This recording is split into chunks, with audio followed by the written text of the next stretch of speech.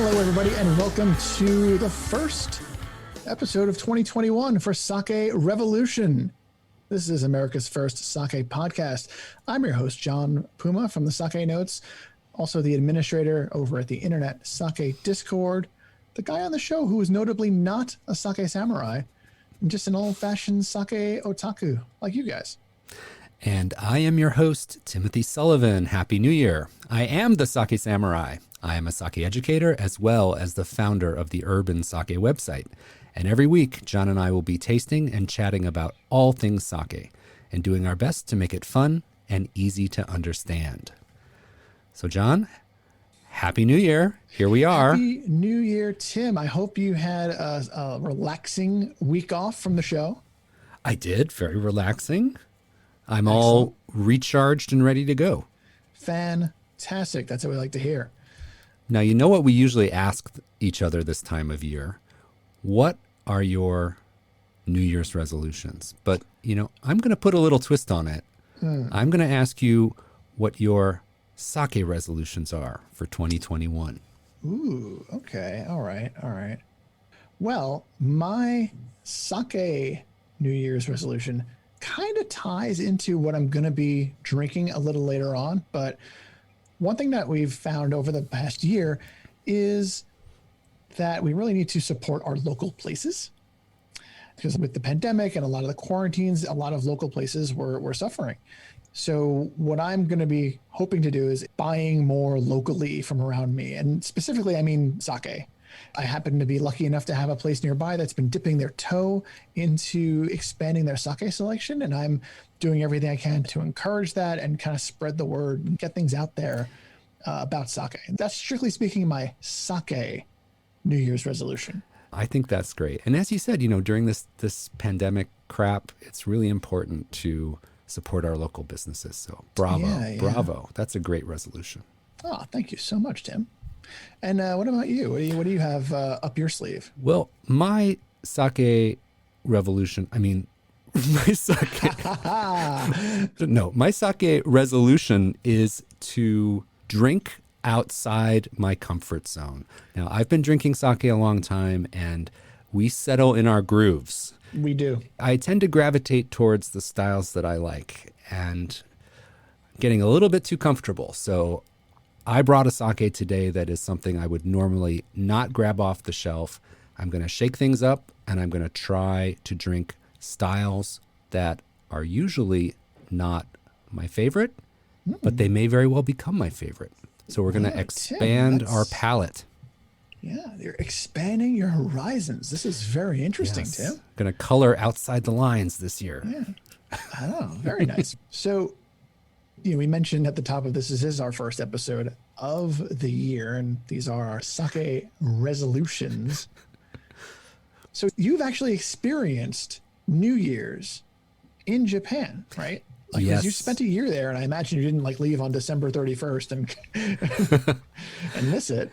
Yeah, I experienced one New Year's in Japan. So I got to go through that and experience some of the cultural activities that everybody does in New Year's. And it's really fun. And there's a lot of traditions that are very fixed.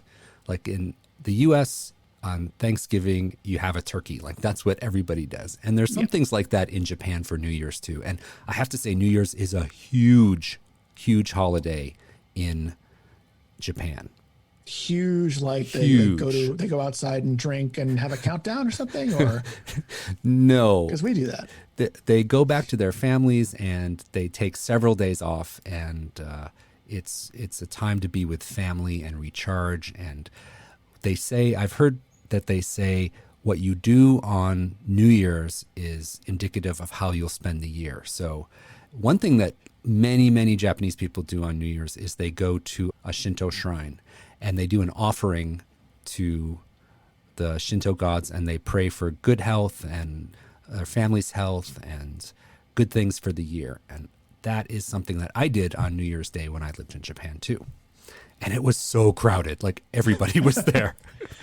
And when it comes to sake, there's actually a sake tradition as well. Aha. Now we're getting down to it. Into the name of our show.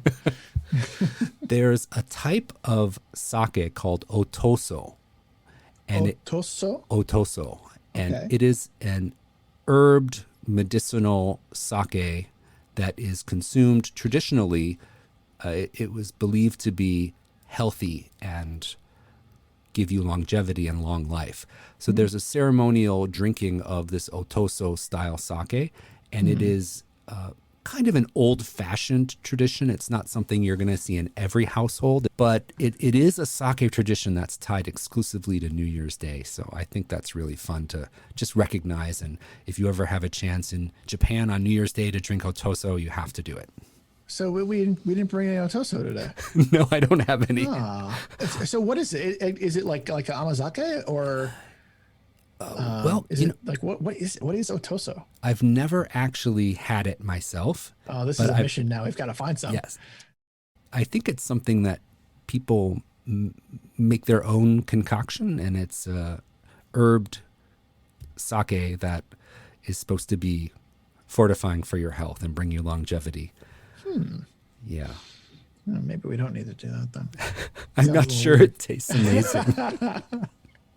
But people also drink sake on New Year's Day as a very celebratory thing as well. So there's plenty of sake flowing on New Year's. So Tim, outside of your sake New Year's resolution, which is very admirable, I really like the idea of trying to go outside your comfort zone and have some funky stuff. I think Michelle has some for you that you might want to try. Oh no, crazy sake. Exactly. What about your day to day? What's your regular New Year's resolution, and does it tie somehow to sake? I always have the standard list of New Year's resolutions, but I'm going to be moving this year. So yes, my lease is up, and I'm definitely getting a new apartment in the late winter, early spring sometime. And I'm having minimalist vibes, like Marie Kondo vibes right now. Like I'm looking at everything in my apartment like, you don't spark joy. You don't spark joy. Of course, this does not apply to my sake collection, but everything else, all of that sparks joy. all of that sparks a lot of joy. But looking around my apartment, I'm like, oh, why do I have that? So this idea of moving this year has really gotten me, especially with New Year's happening, to have like a Marie Kondo moment. So that's really what I'm focused on right now. How about you, John? Well, I have been inspired by our good friend Sake Man. Go back and check the show notes. You'll see that we had Sake Man read on a few episodes back, and he talked about the Sake Man creed, their motto.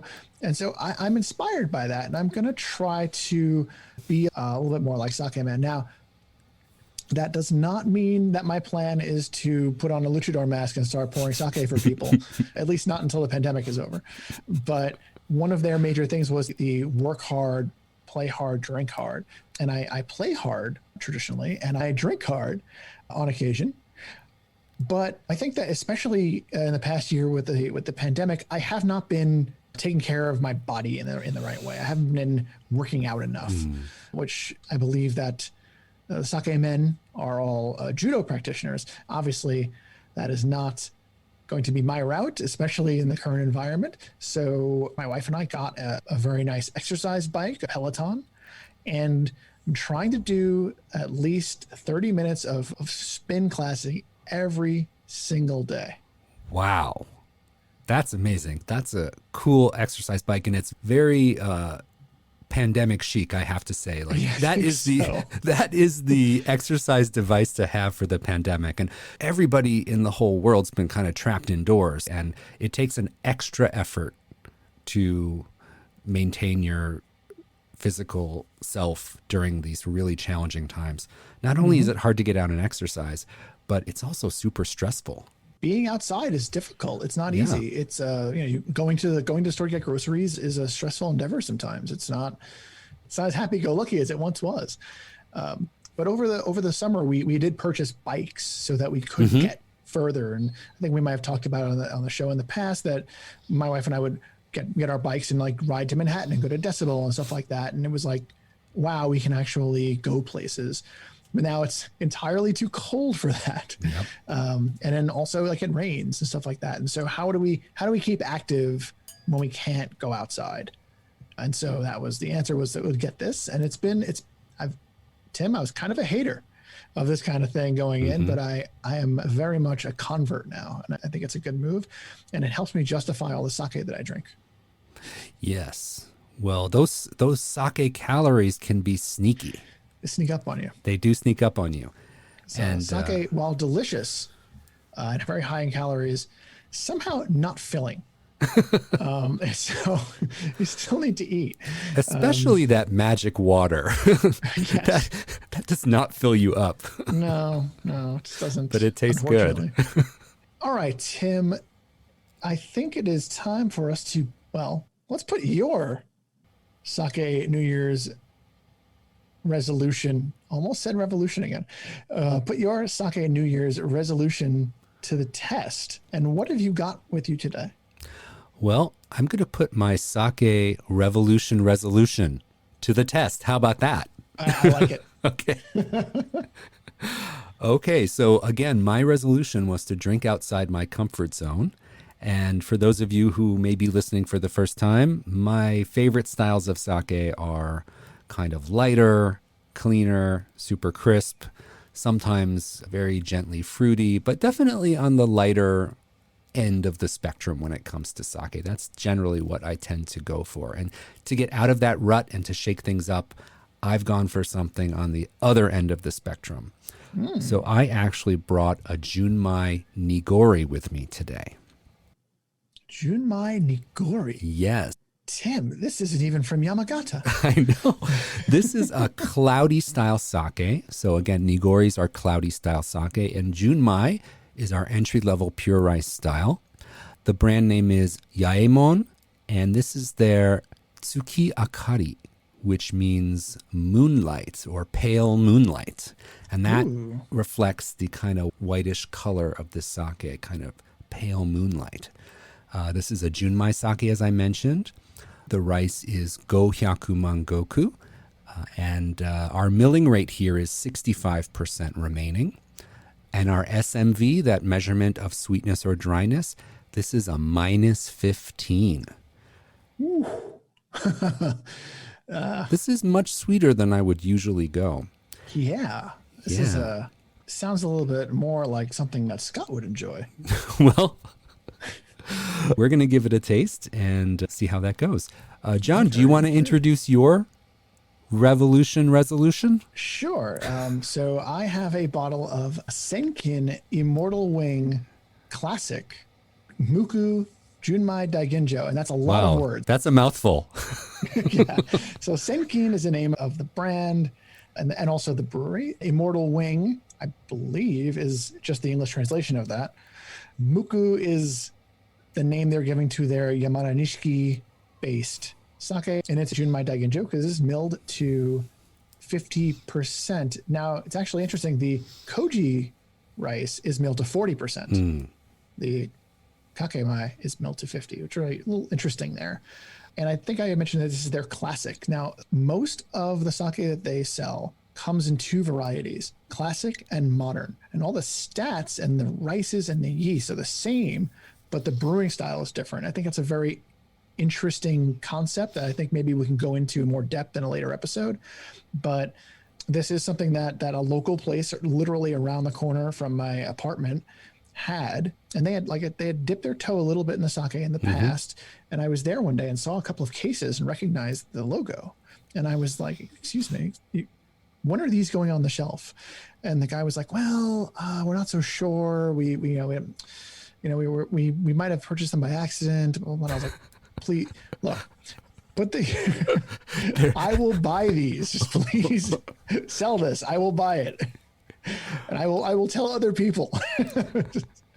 And that apparently is how you can get local places to sell sake if they already accidentally purchased it. So you walked in and the cases were just sitting there. The cases were like near the back, like near the storeroom, like just stacked up. And I was like, wait a minute, they don't sell Senkin here. Wait a minute, do they sell Senkin here? And that was wow. And I hope I got into their ear because we shop at this place occasionally, and we'd come back in and be like, hey, what about that sake? Because we're ready. We'll buy it right now of you. And they finally put it on the shelf, and I'm making good, and I'm picking up my end of the bargain, and I bought a bottle. Awesome. Well, that's great. You put your money where your mouth was, and you encourage them instead of just sending it back because it was a mistake order. They put it on the shelf. They're going to see, well, let's see what happens. And there you are, buying There it. I That's am. awesome. So you are walking the walk. I am walking the walk. So, Tim, why don't we get you out of your comfort zone first? Okay, I'm ready. Doing my stretches right now. Okay. Ooh, okay. Yes. Now that's the Nigori, Tim. So make sure This is the Nigori, yep. you do stir it up a little bit. What do you call that when you rotate the bottle to make sure the Nigori gets around? I say invert the bottle. Invert the bottle. Yes, you want to turn it upside down a few times, and you can give it a little shake. The one exception to that, of course, is our sparkling Nigoris. We don't want to shake those. So I'm going to go ahead and open this up and give it a pour. Guys, it's a pretty good idea to, just in case it's sparkling, just never shake the Nigori. Just gently turn it.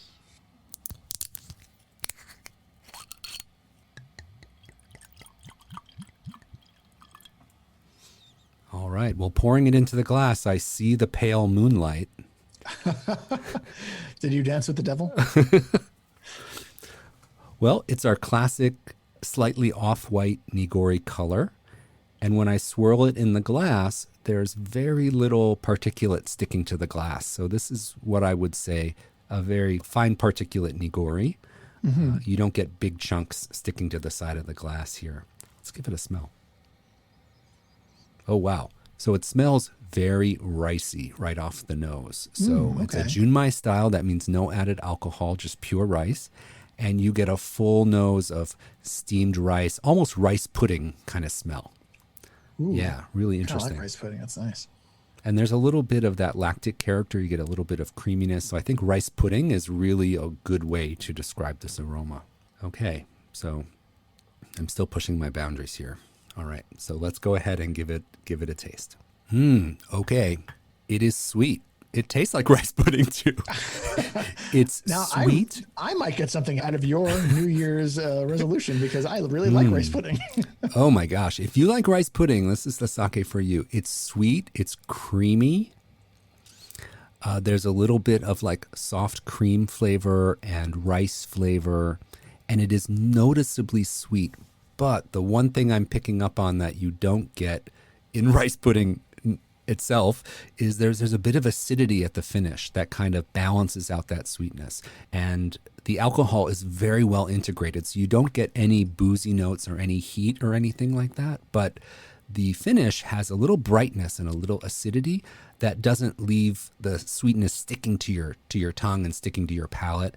So it's not unpleasantly cloyingly sweet. Really great. We talked when we had the Nigori with Scott a few episodes back, we talked about pairing it with chocolate chip cookies and how it would go with dessert. And if you can imagine taking a double chocolate chip cookie and dipping it in rice pudding and eating that, like, yum, like that is what you're dealing with here. It's got the texture and the sweetness of a desserty thing. That's going to lead to an extra hour on the bike. Thanks. Yeah. All right. Well, that is my first resolution done for the new year. I feel accomplished. I feel you're smiling. You look accomplished. Yes, I've stepped out of my comfort zone, and I feel pretty proud of myself. So you did, and it wasn't scary at all? No. Oh, good. It was. I'm glad you were here to help me along, but we did great, and I have a new sake flavor under my belt. And we're going to bounce it over to you, John, and I want to learn about this sake you bought locally. Sure. I feel like I'm cheating a little bit by having this like Junmai Daiginjo as something I bought locally, but I did buy it locally. Yes. Right around the corner from your house. That's fantastic. I believe they do their maturation in bottle, so that's probably why I got that little pop. Ooh, this aroma is very nice. It's Tim, unlike you, this is very much in my comfort zone. Very fruity. Got a little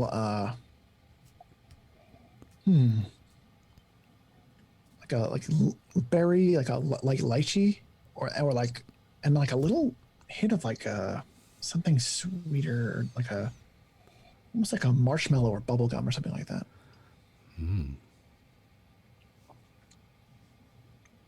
And then the taste is, well, the first thing I noticed is the mouthfeel.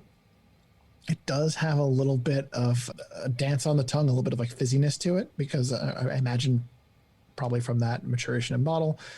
And it is making good on that promise that the aroma is giving you.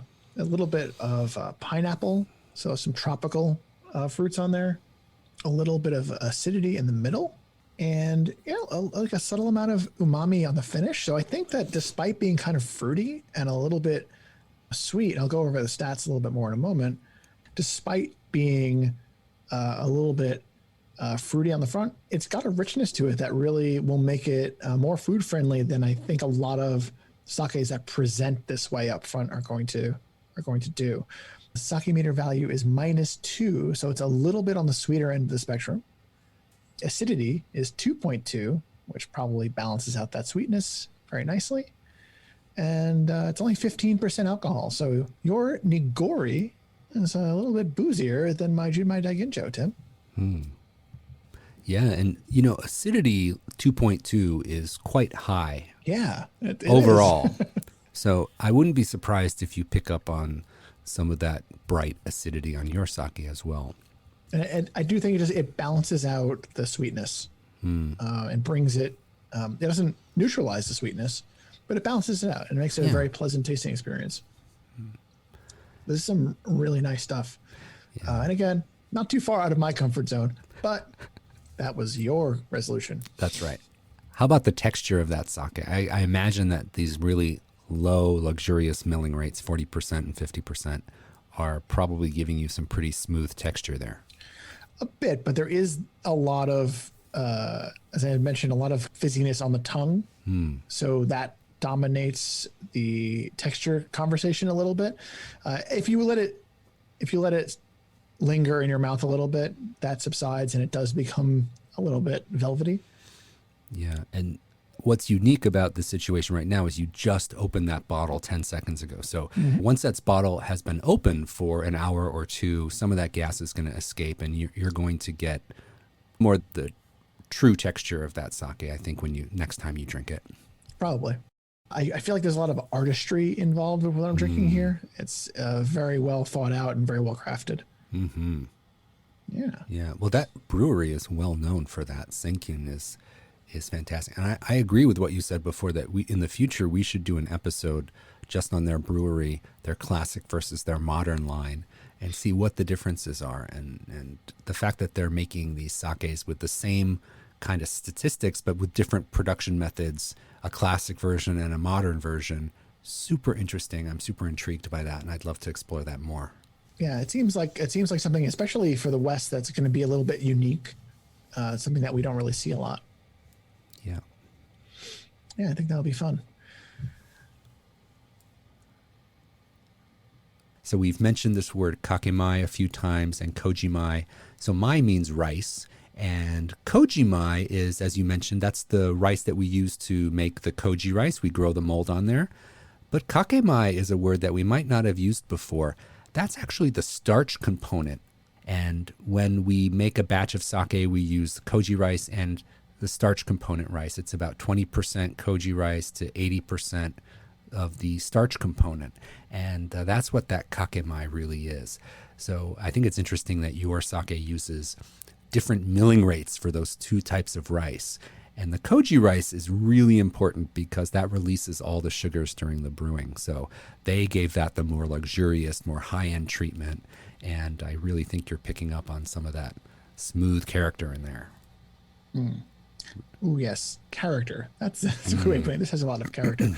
Fantastic. Well, John, I think we're both taking really good steps towards an amazing 2021. We're living our truth. We're living our resolutions, and I'm proud of both of us. Oh, well, thank you, Tim. I'm proud of you, too. Yeah, let's keep it up. All right. Well, I want to thank all of our listeners so much for tuning in. We really do hope that you're enjoying our show and that you're looking forward to a great 2021 as we are. Now, if you'd like to support our show, one way you can really help us out would be to take a couple of minutes and leave us a written review on Apple Podcasts. For us, it's one of the best ways to help get the word out about our show. And please be sure to subscribe wherever you download your podcast, because we don't want you to miss a single episode. And as always, to learn more about any of the topics or any of the sakes we talked about in today's episode, be sure to visit our website, sakerevolution.com, for all the detailed show notes. And if you have a sake question that you need answered, we want to hear from you. Please reach out to us over at feedback@sakerevolution.com. Until next time, please remember to keep drinking sake that's outside of your comfort zone, support your local shops, and Kampai.